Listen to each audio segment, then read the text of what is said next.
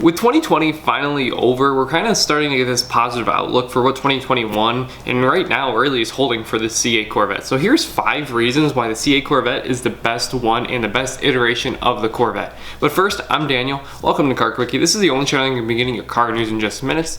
Every time you guys humble me about these subscriber goals that you're smashing. So let's smash this one and let's get to 335 by that next upload. Now let's get right into this video.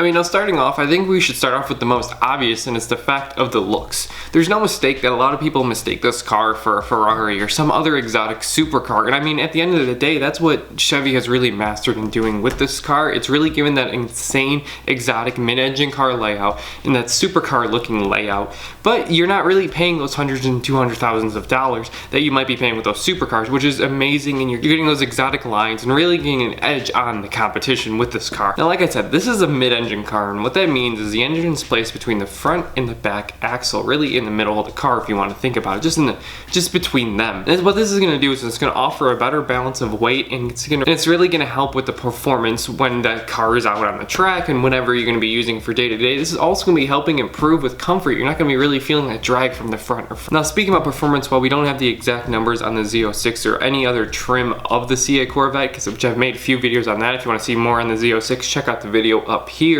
But for this Stingray version of it, it's pretty insane where it actually stands. I mean, with 495 horsepower at 0 to 60 of 2.8, this car's really turned into a supercar killer. Now, what do I mean by that? I mean, this car has a faster 0 to 60 time than your stock Lamborghini Aventador. I mean, we're talking about a $400,000 car compared to a $60,000 car. You can just go up to your local Chevy dealer and buy and just completely beat that car, which is insane. Now, speaking of that value for the car and kind of where it ranks, I think that's a really important topic as well. Right now, with everybody's craze for it and with what 2020 did for the supply of the car, it's completely inflated. And if you have the opportunity to buy it either at sticker or slightly above sticker, you have the opportunity to have this car really appreciate for you and you could sell it.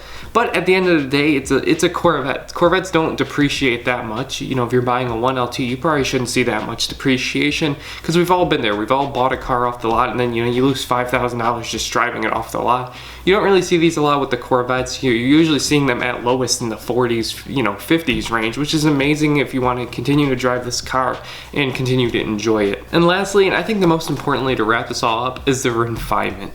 This car really is the best between the body style, between the performance, and between the interior options that you can get and the most updated stuff you can get between all the other Corvettes. Obviously, I can't compare like a first-gen Corvette to this Corvette. We're completely different time periods, and even with the C7, we have so many different technologies, and I don't really think that's fair to compare. But when comparing like the exterior body styling and when we're talking about the fact that those exterior lines and those body lines just kind of flow and they have a little beautiful touch to it, I think they're not really comparable. I think this honestly in the performance as well, when we were talking about how the Stingray is even comparable to say a Z06 of the C7 era, is really just selling and putting the nail in the coffin for what the C8 Corvette is and what it represents. Once again, I'm Daniel, and thank you for stopping by. Thank you for seeing the video. Make sure to like the video and make sure to smash that like button if you did like it. Make sure to comment down below, you know, what you're excited for in 2021 if you guys are looking to get a C8 Corvette or what car you might be looking to get. That's all we have for this one. You guys have a great one.